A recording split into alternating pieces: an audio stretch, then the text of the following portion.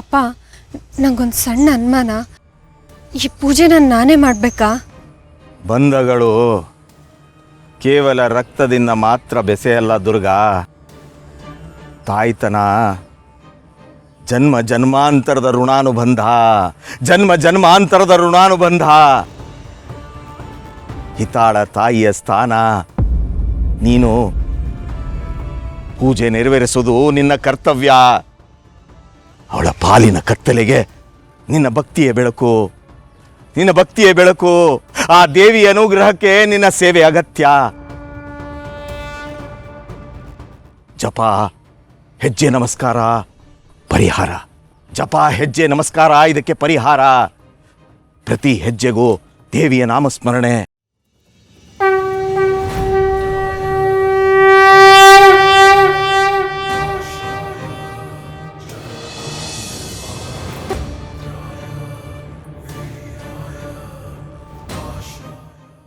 ಒಮ್ಮೆ ಪೂಜೆಯ ಸಂಕಲ್ಪ ಪ್ರಾರಂಭ, ಯಾವುದೇ ಕಾರಣಕ್ಕೂ ಯಾರೇ ಅಡ್ಡ ಬಂದರೂ ಪೂಜೆ ಅರ್ಧಕ್ಕೆ ನಿಲ್ಲಿಸಕೂಡ್ದು. ನಿಲ್ಲಿಸಿದ್ರೆ ಈ ಪೂಜೆ ವಿಫಲ, ನಿನ್ನ ಪ್ರಯತ್ನ ವಿಫಲ.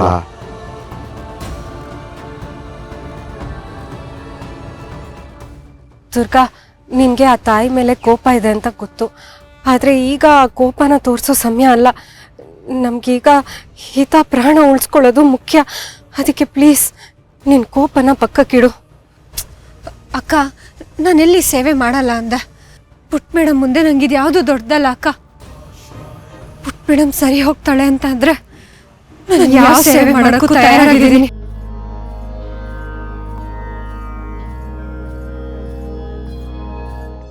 ಸರಿ, ಹಾಗಿದ್ರೆ ಇನ್ನು ಟೈಮ್ ವೇಸ್ಟ್ ಮಾಡೋದು ಬೇಡ. ನಮ್ಮ ಹತ್ರ ಟೈಮ್ ತುಂಬ ಕಮ್ಮಿ ಇದೆ. ನಾನು ತಕ್ಷಣ ಮನೆಗೆ ಹೋಗಿ ಹಿತ ಆತ್ಮನ ತನ್ನ ದೇಹಕ್ಕೆ ಸೇರ್ಕೊಳ್ಳೋದಕ್ಕೆ ಒಪ್ಪಿಸ್ತೀನಿ. ನೀನು ಪೂಜೆ ಕಡೆ ನೋಡ್ಕೊ. ಸರಿ ಅಕ್ಕ, ನೀನು ಹೊರಡು, ನಾನೆಲ್ಲ ನೋಡ್ಕೋತೀನಿ.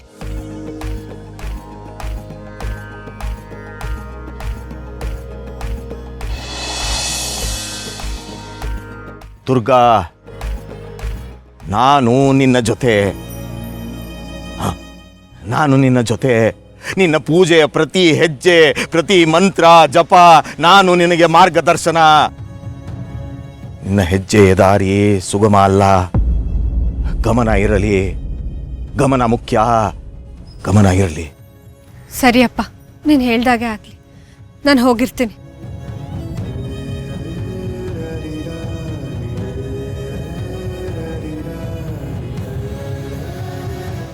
ವಿಧಿಯ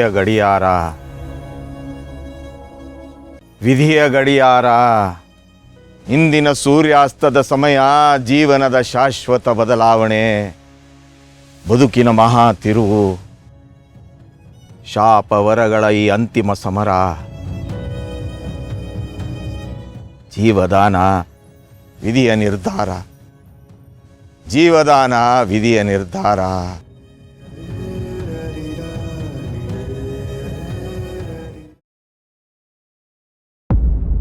ಆಹಾಹಾಹಾ, ಇದಪ್ಪ ನಮ್ಮ ಮನೆ ಅಂತಂದ್ರೆ. ಎಷ್ಟು ದಿನಗಳಾಗಿತ್ತು ನಮ್ಮ ಮನೆ ವಾತಾವರಣ ಇಷ್ಟು ಪ್ರಶಾಂತವಾಗಿದ್ದು. ಒಬ್ಬೊಬ್ರು ಒಂದೊಂದು ಮೂಲೆಯಲ್ಲಿ ಕುತ್ಕೊಂಡು ಕಣ್ಣೀರು ಹಾಕೋದನ್ನ ನೋಡ್ತಾ ಇದ್ರೆ ದಮ್ಮು, ಅದ್ರ ಮಜಾನೇ ಬೇರೆ. ಏನೇ ಆದ್ರೂ ಆ ಮರಿ ದೆಬ್ಬಕ್ ಮಾತ್ರ ಸರಿಯಾಗಿದೆ. ಇವಾಗೇನೋ ಕೋಮಾದಲ್ಲಿದ್ದಾಳೆ. ಹಾಗೇ ಶಿವನ್ ಪಾದ ಸೇರ್ಕೊಂಡ್ಬಿಟ್ರೆ ಇನ್ನೂ ನೆಮ್ಮದಿಯಾಗಿರುತ್ತೆ. ಹೀಗಂತ ಅವಳು ಹಾರಾಟ ಕಿರ್ಚಾಟ ಇಲ್ಲದೆ ಸದ್ಯಕ್ಕೆ ನಾನಂತೂ ತುಂಬಾ ನೆಮ್ಮದಿಯಾಗಿದ್ದೀನಪ್ಪ.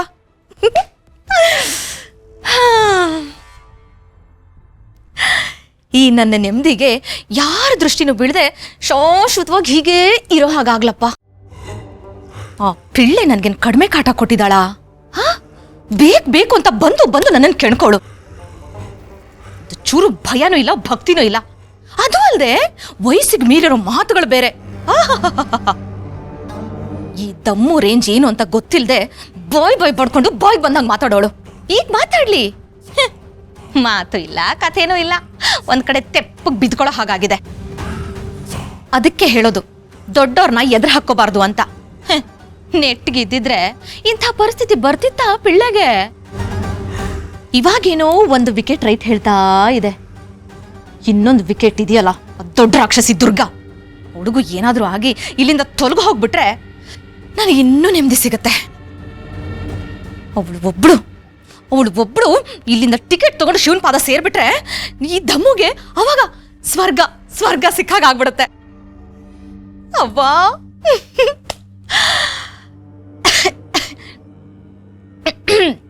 ಅಯ್ಯೋ ದಮ್ಮು, ಖುಷಿಲ್ ಜಾಸ್ತಿ ಮಾತಾಡ್ಬಿಟ್ಟೆ ಅನ್ಸುತ್ತೆ. ನೀರು.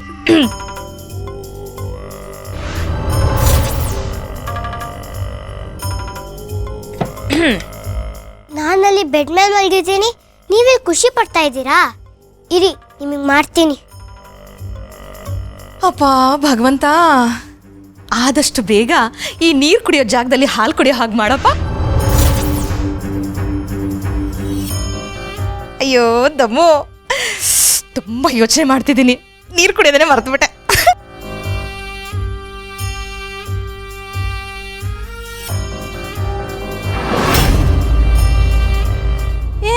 ಇದೇನಿದು, ನೀರು ಕುಡಿಯೋಕೆ ಹೋದ್ರೆ ಮೈ ಮೇಲೆಲ್ಲ ಚೆಲ್ಬಿಡ್ತಲ್ಲ.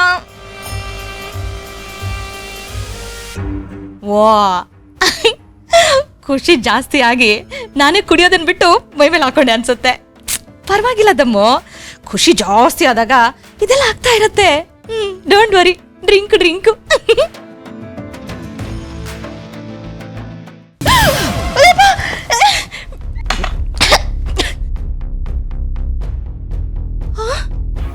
ನಾನು ಈ ಸರಿ ಕುಡಿಯಕ್ ಬಾಯಿ ಹತ್ರನೇ ತಗೊಂಡೋದ್ನಲ್ಲ, ಹೆಂಗ್ ಮೈ ಮೇಲೆ ಬಿದ್ಬಿಡ್ತು. ಇಲ್ಲೇನೋ ನಡೀತಾ ಇದೆ, ಯಾರೋ ಬೇಕು ಅಂತಾನೆ ನನ್ನ ಆಟ ಆಡಿಸ್ತಿದ್ದಾರೆ ಅನ್ಸತ್ತೆ. ಯಾರಿದ್ದೀರಾ ಇಲ್ಲಿ?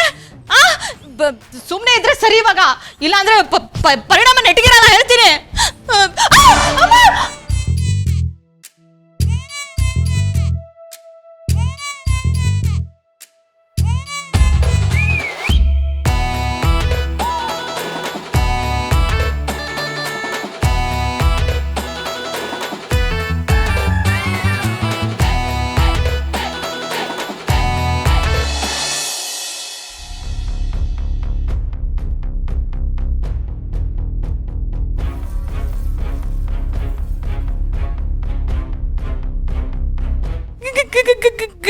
ಗ್ಲಾಸ್ ಗಾಳಿಲಿ ಹಾರಾಡ್ತಾ ಇದೆ.